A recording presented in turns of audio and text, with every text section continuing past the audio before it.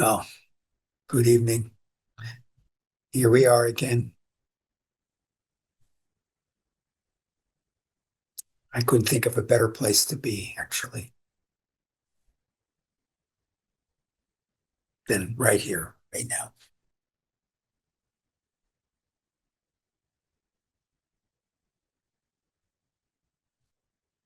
Last summer, I took a trip to Europe, as you know, and in Croatia, in Bosnia, had this experience where I realized that wherever I put my foot down is where I belong. That extends to every aspect of my experience. I think that's what's called taking responsibility. When we're identified with that, then we suffer.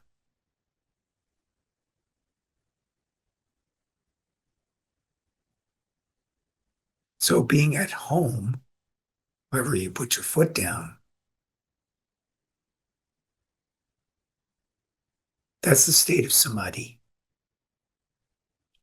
That's equanimity, equality, joy, bliss, presence, reality, truth, and the lion's roar.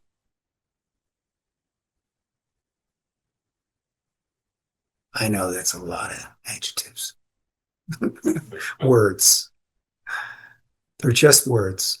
They don't really mean anything by themselves, but I'm being a little theatrical here tonight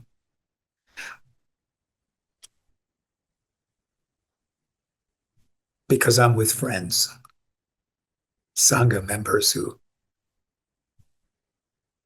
I think understand what I'm talking about.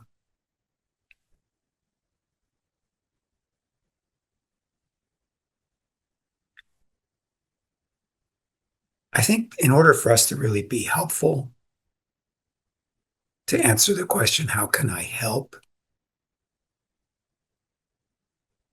We can't be bogged down in our burdens. I have to be able to live freely in the moment, no matter what it is. And I think that's what we're learning to do in our by sitting, our meditation, our practice, is being able to be present to whatever it is. And from that clarity, we can act.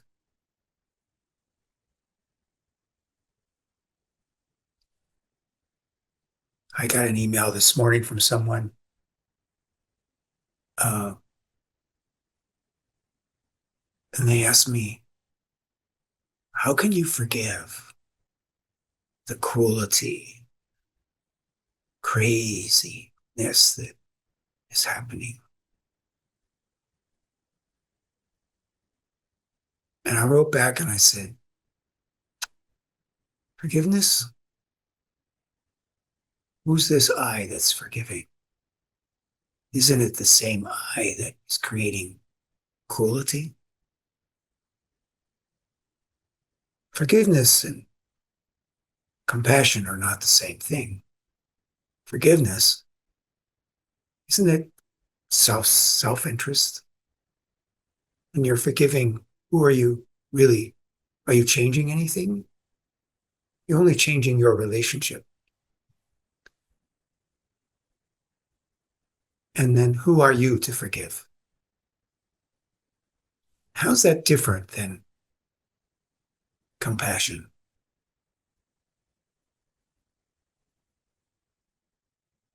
I talked about how compassion and wisdom are not separate. You can't be a wise being and not have compassion. You can't have compassion and not be a wise being. People who pretend to be compassionate, loving, and caring, but actually aren't, you know, what is that? We can't deceive ourselves. We have to be honest, totally honest with ourselves about what is it we're doing? Why are we doing it? Is it self serving or is it really altruistic and free of ego and letting go and being in the moment and asking the question honestly, how can I help? The other thing I mentioned to him was remorse. Remorse is not the same as guilt. We're taught to be guilty. We're sinners. Being a liar is not who we are.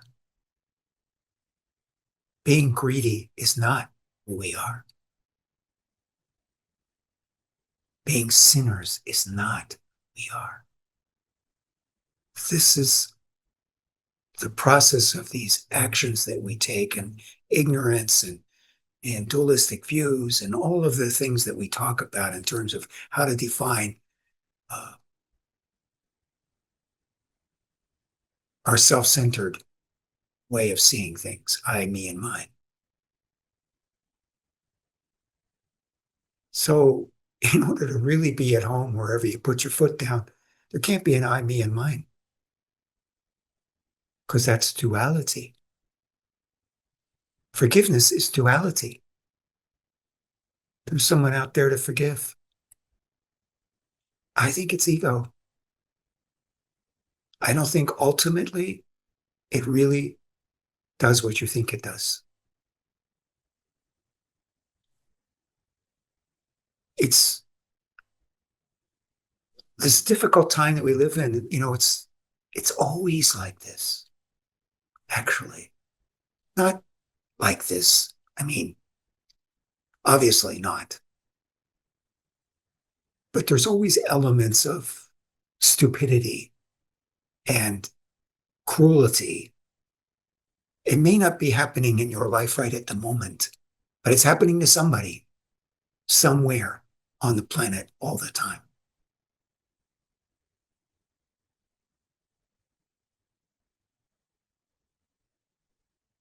Why am I saying that? I don't know. It's just, I think asking the question, how can I help from the right place is really important. Wisdom and compassion, you have to develop that.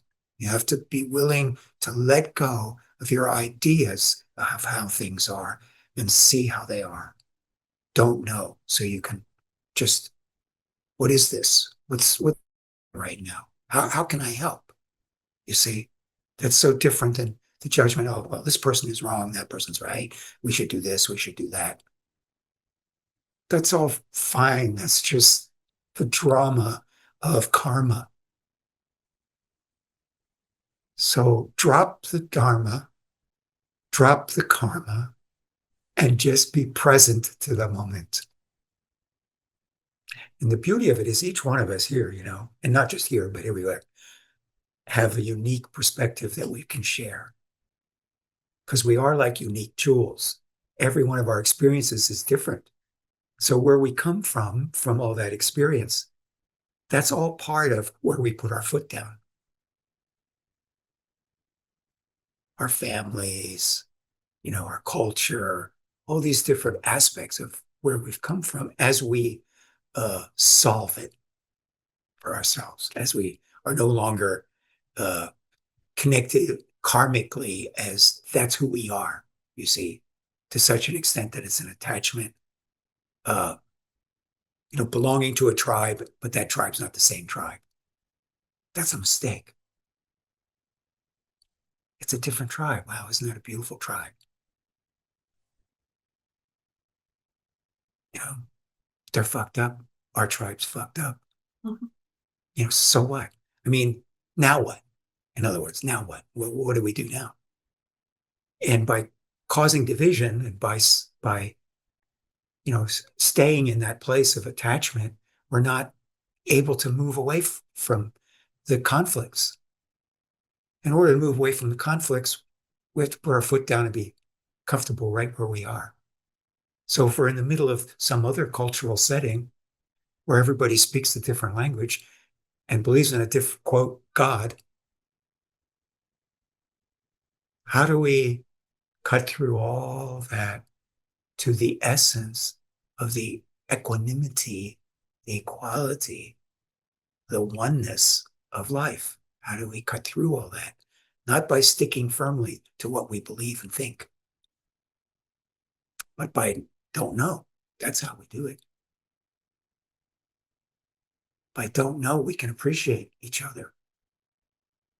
If I have an attitude towards you, I'll never really get to know you.